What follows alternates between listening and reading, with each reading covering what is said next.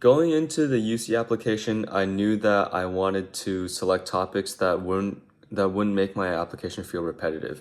So what that means is that I would talk about one activity in one essay, and then for the other three PIQs, I wouldn't talk about that activity. So for my application, I chose the first prompt, which is about leadership, the second prompt, which is about creativity, the fourth prompt, which is like how you took advantage of an educational opportunity, and the sixth one, which was about how you furthered your interest in one field of study. So obviously those would all have different like activities that would be involved. Just to give you an example, my first prompt, which was about leadership, I talked about FRC and I used some stories about how I was our autonomous lead and how I was able to facilitate collaboration between the software and hardware subteams.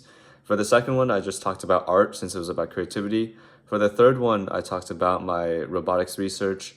And the last PIQ, I talked about physics, being a TA, being like part of the physics and math teams, and just like how I built my interest up in physics.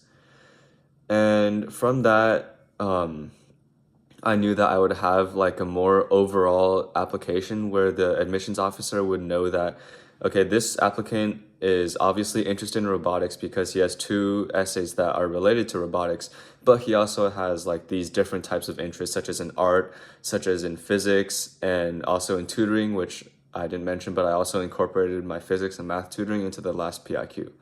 So from that, I feel like so that approach I feel would be the best approach for writing and picking your UCPIQ prompts.